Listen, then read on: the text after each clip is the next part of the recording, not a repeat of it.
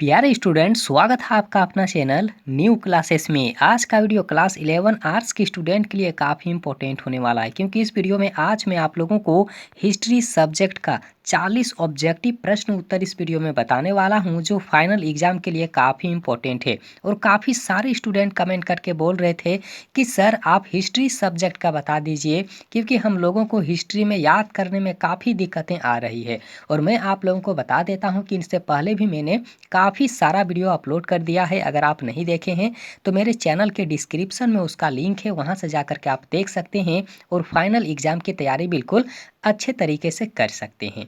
और आज मैं, याद रखिएगा, आज मैं हिस्ट्री का जो सेट 3 है तो इसको आज मैं सॉल्व करने वाला हूं। और इस वीडियो में टोटल 40 प्रश्न है, तो आप लोग अच्छी तरह से याद करके रख लीजिए। सारे प्रश्न इंपॉर्टेंट है जो फाइनल एग्जाम में आप लोगों को काफ़ी हेल्प करेगा, ठीक है। तो यहाँ देख लीजिए जो पहला प्रश्न दिया हुआ है। और आप लोग एक चीज़ याद रखिए, अगर चैनल को सब्सक्राइब नहीं किए हैं तो ज़रूर करके रख लीजिएगा, ठीक है। क्योंकि इसी चैनल के माध्यम से मैं आप लोगों को फाइनल एग्जाम की तैयारी बिल्कुल अच्छे तरीके से और सरल तरीके से आप लोगों को कराने वाला हूँ, ठीक है। और यहाँ जो पहला प्रश्न दिया हुआ है आप लोग अच्छी तरह से याद करके रख लीजिए, ठीक है। तो यहाँ पहला प्रश्न देखिए कि हमें प्राक होमोनिड्स का साक्ष्य कब मिलता है, ठीक है। कब मिलता है या फिर कितना साल पहले का मिलता है, ठीक है। तो आप लोग याद रखिएगा, यहाँ जो बी नंबर ऑप्शन दिया हुआ है कि 5.6 मिलियन वर्ष पूर्व, ठीक है। हमें प्राक होमोनिड्स का साक्ष्य कब मिलता है, तो 5.6 मिलियन वर्ष पहले, ठीक है। अगला प्रश्न यहाँ पर देख लीजिए, साक्ष्यों से ज्ञात होता है कि होमोनिड्स का उद्भव हुआ था, तो कौन जगह में हुआ था, ठीक है। तो यहाँ पर देख लीजिए अफ्रीका में हुआ था। कहाँ पर हुआ था? अफ्रीका में, ठीक है। सी नंबर ऑप्शन बिल्कुल इसका राइट आंसर है, आप लोग लिख करके रख लीजिए, ठीक है। और यहाँ पर देखिए तीसरा प्रश्न कि कौन औजार बना सकते हैं, ठीक है। कौन औजार बना सकते हैं, तो याद रखिएगा होमोनिड्स जो हैं, ठीक है, यही औजार बना सकते हैं, ठीक है। आगे यहाँ पर देखिए जो 4 नंबर का प्रश्न दिया हुआ है कि on the origin of species नामक पुस्तक किसने लिखी थी, ठीक है। On the origin of species नामक पुस्तक किसने लिखी थी, तो याद रखिएगा इसका आंसर होगा चार्ल्स डार्विन, ठीक है। जो पहला नंबर ऑप्शन है बिल्कुल इसका राइट आंसर है, ठीक है। अगला यहाँ पर देखिए जो 5 नंबर का प्रश्न दिया हुआ है, ठीक है, कि मेसोपोटामिया की पहली ज्ञात भाषा क्या थी, ठीक है। मेसोपोटामिया की पहली ज्ञात भाषा आखिर क्या था, तो याद रखिएगा इसका आंसर था सुमेरिन, ठीक है। इसका आंसर क्या होगा, तो सुमेरिन भाषा का, ठीक है। मेसोपोटामिया की जो वहाँ पर पहली भाषा बोली जाती थी, ठीक है, तो इसका आंसर होगा सुमेरिन, ठीक है। आगे यहाँ पर देख लीजिए कि निम्नलिखित में से प्राचीनतम सभ्यता कौन सी है, सबसे प्राचीन सभ्यता, ठीक है। सबसे प्राचीनतम जो सभ्यता है आप लोग याद रखिएगा उसको मेसोपोटामिया कहा जाता है, ठीक है। तो मेसोपोटामिया जो है सबसे प्राचीन सभ्यता है। अगला प्रश्न यहाँ पर देखिए, मेसोपोटामिया की आरंभिक सभ्यता कौन सी थी, ठीक है। तो मेसोपोटामिया की आरंभिक सभ्यता जो थी उसे सुमेरिन सभ्यता कहा जाता है, ठीक है। सुमेरिन सभ्यता जो पहला ऑप्शन है बिल्कुल इसका राइट आंसर है, ठीक है। और काफ़ी सारे स्टूडेंट इसके बारे में कमेंट कर रहे थे कि सर आप हिस्ट्री के बारे में बता दीजिए, ठीक है। अगला यहाँ पर देख लीजिए, मेसोपोटामिया की सभ्यता किस नदी के किनारे विकसित हुई है, ठीक है। मेसोपोटामिया की सभ्यता किस नदी के किनारे विकसित हुई है, तो इसका आंसर होगा दजला और फरात नदी के बीच में, ठीक है।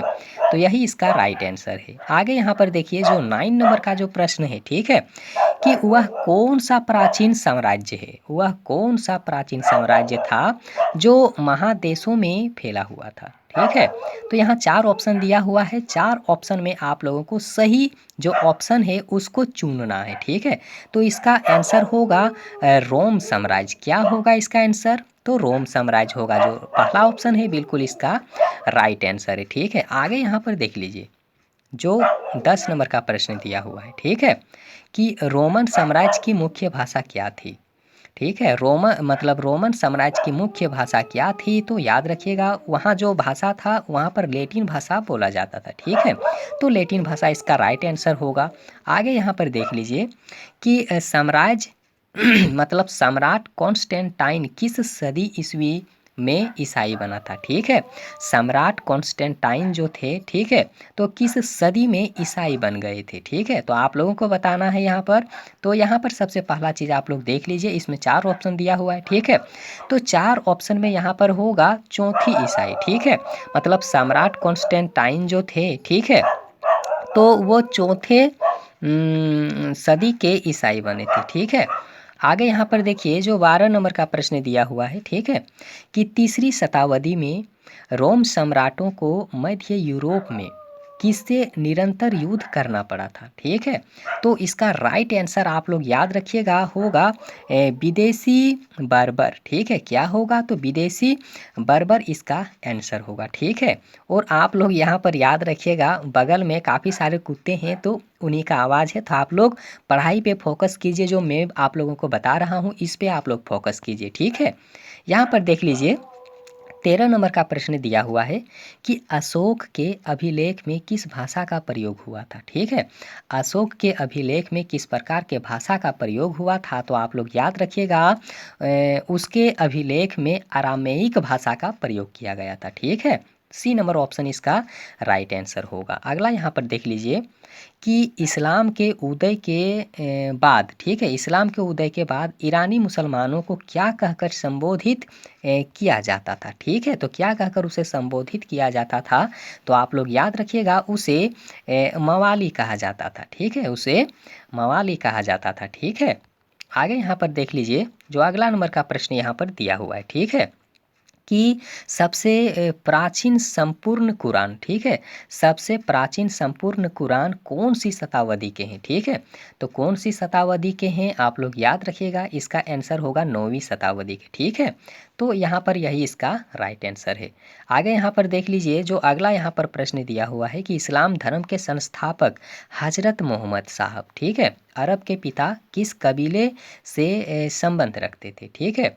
इस्लाम धर्म के जो संस्थापक हजरत मोहम्मद साहब थे, तो इनके जो पिता थे, ठीक है, तो कौन से कबीले से संबंध रखते थे? तो याद रखिएगा इसका राइट आंसर होगा यहाँ पर देख लीजिए बद्दू, ठीक है। आप लोग एक थोड़ा मेहनत कर लीजिए क्योंकि यहाँ पर साफ साफ दिख नहीं रहा है, ठीक है। तो मैं आप लोगों को जो बता रहा हूँ यही आप लोग लिख करके रख लीजिएगा। यहाँ होगा बद्दू, क्या होगा?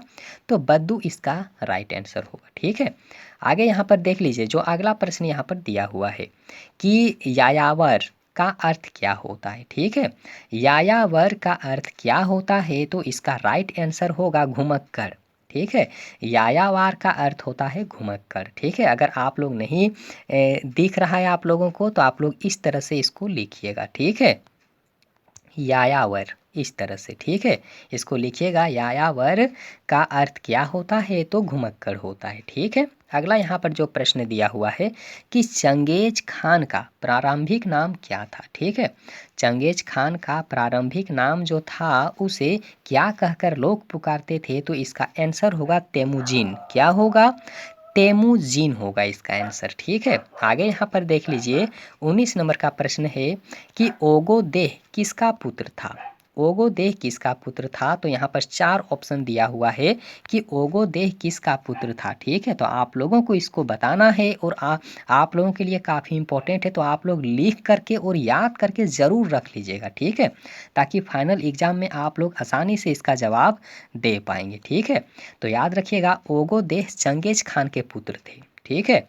ओगोदेह जो थे वो किनका पुत्र था? तो याद रखिएगा चंगेज खान का, जो यहाँ पर पहला नंबर ऑप्शन है इसका राइट आंसर है, ठीक है। आगे यहाँ पर देख लीजिए जो अगला यहाँ पर प्रश्न दिया हुआ है, ठीक है, कि मंगोलिया गणराज्य कब बना था, ठीक है। मंगोलिया गणराज्य कब बना था? 4 ऑप्शन यहाँ पर दिया हुआ है और काफ़ी सारे स्टूडेंट हमें कमेंट करके पूछते हैं कि सर हम यहाँ पर जो ईस्वी दिया हुआ रहता है तो उसे हम लोग किस तरह से याद करेंगे? तो यार आप लोग थोड़ा मेहनत करके और उनको बार बार लिख करके याद करके रख लीजिए, ठीक है। नहीं तो काफ़ी सारे स्टूडेंट डेट भूल जाते हैं, जो उनका ईयर है वो भूल जाते हैं, ठीक है। तो आप लोग वो गलती बिल्कुल भी ना करें क्योंकि आप लोगों के पास में में अभी काफ़ी समय है, तो आप लोग जो चीज़ को याद करेंगे वो काफ़ी अच्छे तरीके से रख पाएंगे। ठीक है, तो उनको अच्छे तरह से याद करके रख लीजिए। ठीक है, तो यहाँ जो दिया हुआ है कि मंगोलिया गणराज्य कब बना था, ठीक है, तो इसका जो राइट आंसर है, इसका राइट आंसर होगा सी नंबर। ठीक है, 1921। ठीक है, याद रखिएगा 1921 इसका राइट आंसर है। अगला प्रश्न यहाँ पर देख लीजिए, सामंतवाद पर सबसे पहले किस इतिहासकार ने, ठीक है, सामंतवाद पर सबसे पहले किस इतिहासकार ने वहाँ पर मतलब काम किया था। ठीक है, वहाँ पर क्या किया था, तो याद रखिएगा वहाँ पर काम किया था। ठीक है, तो 4 ऑप्शन यहाँ पर दिया हुआ है, तो आप लोगों को बताना है। इसका आंसर होगा राइट आंसर, यहाँ जो फर्स्ट नंबर ऑप्शन दिया हुआ है कि मार्क स्लॉक, इसका राइट आंसर होगा मार्क स्लॉक। ठीक है, आप लोग लिख करके रख लीजिए। अगर नहीं दिख रहा है तो मैं जो बोल रहा हूँ आप लोग इसी तरह से बिल्कुल लिख लीजिए। ठीक है, अगला यहाँ जो प्रश्न दिया हुआ है कि सामंतों का घर क्या कहलाता था। ठीक है, सामंतों का जो घर था उन्हें क्या कहा जाता था, तो याद रखिएगा उन्हें मेनर भवन कहा जाता था। ठीक है, उन्हें क्या कहा जाता था, उन्हें मेनर भवन कहा जाता था, जो यहाँ पर डी नंबर ऑप्शन है बिल्कुल इसका राइट आंसर है। ठीक है, आगे यहाँ पर देख लीजिए, जो यहाँ पर 23 नंबर का प्रश्न दिया हुआ है। ठीक है, कि 5 क्या है। ठीक है, 5 क्या है, तो याद रखिएगा 4 ऑप्शन इसमें दिया हुआ है, तो 5 क्या है आप लोगों को बताना है, तो इसका राइट आंसर होगा जागीर। ठीक है, 5 का अर्थ क्या होता है, तो उनका अर्थ होता है जागीर। ठीक है, अगला यहाँ जो 24 नंबर का प्रश्न जो दिया हुआ है, तो 24 नंबर का यहाँ पर प्रश्न देख लीजिए कि सर्फ किसे कहा जाता था। ठीक है, सर्फ किसे कहा जाता था, तो यहाँ पर 4 जो ऑप्शन है वो नहीं दिख रहा है, तो इसका आंसर होगा भूदास। क्या होगा, भूदास होगा। ठीक है, आप लोग लिख लीजिए भूदास। ठीक है, आप लोग अच्छी तरह से लिख लीजिए भूदास, इस तरह से होगा। ठीक है, भू और यहाँ पर दास, इस तरह से होगा भूदास। आप लोग लिख करके रख लीजिए इसका राइट आंसर। ठीक है, आगे यहाँ पर देख लीजिए जो 25 नंबर का प्रश्न दिया हुआ है। ठीक है, कि दी सिविलाइजेशन ऑफ दी रेनेपो, ठीक है, नामक पुस्तक की रचना किसने किया था। ठीक है, और एक बार मैं नाम रिपीट कर रहा हूँ, आप लोग लिख लीजिए। ठीक है, दी सिविलाइजेशन, ठीक है, ऑफ दी रेनेपो नामक पुस्तक की रचना किसने किया था, तो आप लोग याद रखिएगा इसकी जो रचना है वो और उनके रचनाकार के जो नाम है उनका नाम है लियोपोल्ड। ठीक है, आप लोग याद रखिएगा लियोपोल्ड, जो यहाँ पर फर्स्ट नंबर ऑप्शन है बिल्कुल इसका राइट आंसर है। ठीक है, अगला प्रश्न यहाँ पर आप लोग देख लीजिए, जो अगला प्रश्न यहाँ पर दिया हुआ है। ठीक है, कि पाहवा विश्वविद्यालय किस देश में था। ठीक है, पाहवा, जो यहाँ पर पाहवा विश्वविद्यालय दिया हुआ है, या फिर पहला यहाँ पर शायद होगा। ठीक है, पहला विश्वविद्यालय किस देश में था, तो इसका राइट आंसर यहाँ पर दिया हुआ है, याद रखिएगा इसका राइट आंसर होगा इटली। ठीक है, या फिर यहाँ पर पाहवा, पहला ही होगा। ठीक है, पहला विश्वविद्यालय किस देश में था, तो इसका राइट आंसर होगा इटली। ठीक है, आगे यहाँ पर देख लीजिए कि पेट्रोक, ठीक है, पेट्रोक किस नगर का अस्थाई निवासी था। ठीक है, पेट्रोक जो हैं किस नगर के बिल्कुल अस्थाई निवासी हैं, तो याद रखिएगा इसका राइट आंसर होगा यहाँ पर फ्लोरेंस के। ठीक है, फ्लोरेंस मतलब सी नंबर ऑप्शन इसका राइट आंसर है। ठीक है, और अगर आप लोगों को कंफ्यूजन हो रही है, ठीक है, तो आप लोग हमें कमेंट सेक्शन में ज़रूर कमेंट कीजिएगा। ठीक है, फिर उसको हम अच्छा से रिपीट करके आप लोगों को बताएंगे और अलग से वीडियो बना के बताएंगे। ठीक है, तो यहाँ जो अगला प्रश्न दिया हुआ है कि तुर्कों ने किस वर्ष कुस्तुनतुनिया पर विजय प्राप्त किया था। ठीक है, तुर्कों ने किस वर्ष कुस्तुनतुनिया पर विजय प्राप्त किया था, तो इसका जो राइट आंसर होगा, इसका राइट आंसर होगा 1453। कितना होगा, 1453 इसका राइट आंसर होगा, मतलब सी नंबर ऑप्शन इसको आप लोग टिक लगा लीजिए। ठीक है, बिल्कुल करेक्ट है इसका जवाब। आगे यहाँ पर देख लीजिए कि कोलंबस ने बहामा द्वीप और क्यूबा पर स्पेन की दावेदारी किया था, तो कितना में किया था। ठीक है, तो इसका राइट आंसर होगा यहाँ पर 1492 में। ठीक है, 1492 इसका राइट आंसर है। ठीक है, और यहाँ पर देख लीजिए जो 30 नंबर का प्रश्न दिया हुआ है कि अरावाकी लुकाइयों, ठीक है, आरावाकी लुकाइयों के लोग कहाँ रहते थे और कहाँ रहते थे, काफ़ी इंपॉर्टेंट प्रश्न है। ठीक है, कि आरावाकी लुकाइयों के लोग जो थे वो कहाँ रहते थे, तो इसका राइट आंसर होगा कैरिबियन द्वीप में। ठीक है, कैरिबियन द्वीप में सी नंबर ऑप्शन इसको आप लोग लॉक कर लीजिए, टिक लगा लीजिए। ठीक है, आगे यहाँ पर देखिए जो 31 नंबर का प्रश्न दिया हुआ है कि ब्राज़ील की संस्कृति का क्या नाम था, ठीक हो? ब्राज़ील के संस्कृति का क्या नाम था? तो यहाँ पर इसका राइट आंसर होगा लुपिनामा संस्कृति, यानी कि डी नंबर ऑप्शन जो है बिल्कुल इसका राइट आंसर है। आगे यहाँ पर देख लीजिए जो अगला प्रश्न दिया हुआ है कि कुतुबनुमा का आविष्कार कब हुआ था, ठीक है? कुतुबनुमा का आविष्कार कब हुआ था? जो यहाँ पर 32 नंबर का प्रश्न दिया हुआ है, ठीक है? कि कुतुबनुमा का आविष्कार कब हुआ था? तो याद रखिएगा इसका राइट आंसर होगा 1380 में, ठीक है? और 1380 सी नंबर ऑप्शन है, तो इसको आप लोग लॉक कर लीजिए, टिक लगा लीजिए, ठीक है? अगला यहाँ पर प्रश्न आप लोग देख लीजिए कि औद्योगिक क्रांति शब्द का प्रयोग अंग्रेजी में किस विद्वान ने पहली बार किया था, ठीक है? तो उस विद्वान का नाम था ओरनोल्ड। याद याद रखिएगा सी नंबर ऑप्शन जो यहाँ पर दिया हुआ है ओरनोल्ड, ठीक है? टाइनबी इसका राइट आंसर होगा, ठीक है? ओरनोल्ड टाइनोबो इसका राइट आंसर है, सी नंबर ऑप्शन जो है। क्योंकि यहाँ पर आप लोग देख लीजिए मुझे तो बिल्कुल साफ साफ नहीं दिख रहा है, लेकिन मैं आप लोगों को बोल रहा हूँ, बस आप लोग अच्छे से लिख लीजिए, ठीक है? आगे यहाँ पर देखिए जो 34 नंबर का प्रश्न यहाँ पर दिया हुआ है, ठीक है? कि औद्योगिक क्रांति किस देश में सबसे पहले हुआ था, ठीक है? औद्योगिक क्रांति जो हुआ था तो आखिर किस देश में सबसे पहले हुआ था? तो इसका राइट आंसर हो यहाँ पर होगा इंग्लैंड, ठीक है?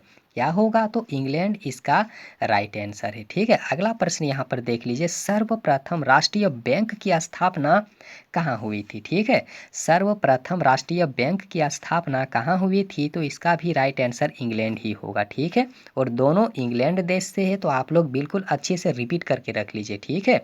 अगला यहाँ पर प्रश्न आप लोग देख लीजिए जो अगला प्रश्न दिया हुआ है कि किसे धातु क्रम में क्रांति लाने का श्रेय दिया जाता है, ठीक है?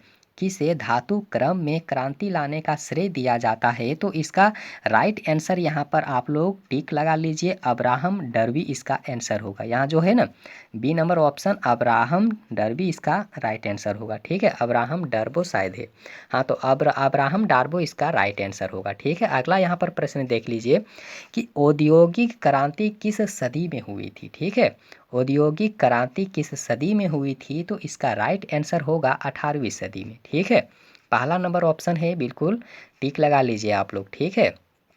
और यहाँ पर आप लोग देखिए 38 नंबर का प्रश्न है कि यूरोपियों द्वारा उपनिवेशों की स्थापना का आखिर जो कारण था, क्या कारण था, ठीक है? यूरोपियों द्वारा दो उपनिवेशों की स्थापना हुआ था, तो आखिर किस कारण से हुआ था, ठीक है?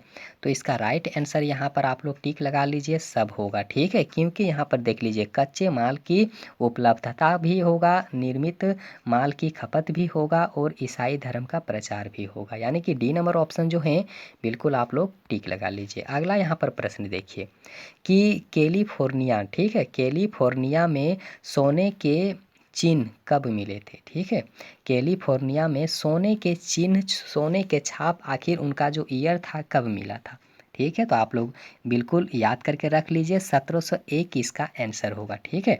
और यहाँ पर देख लीजिए जो इस वीडियो का अंतिम प्रश्न है, ठीक है? और यह मॉडल सेट का भी बिल्कुल अंतिम प्रश्न है, ठीक है? तो यहाँ पर देखिए कि अमेरिका के किस राष्ट्रपति ने मूल निवासियों को अभागी नस्ल कहा था, ठीक है? अमेरिका के किस राष्ट्रपति ने मूल निवासियों को अभागी नस्ल कहा था? तो 4 ऑप्शन दिया हुआ है, इसका सी नंबर ऑप्शन जो है बिल्कुल इसका राइट आंसर है और सी नंबर ऑप्शन जो यहाँ पर दिया हुआ है, ठीक है? तो सी नंबर ऑप्शन में आप लोग लिख लीजिएगा, इसका आंसर होगा यहाँ पर थॉमस जेफरसन, ठीक है? क्या होगा? तो थॉमस जेफरसन इसका आंसर होगा, जो बिल्कुल राइट आंसर है, ठीक है? तो वीडियो आप लोगों को कैसा लगा? वीडियो को लाइक कीजिए, अपने दोस्तों के पास में ज़रूर शेयर कीजिए और वीडियो देखने के लिए बहुत बहुत धन्यवाद।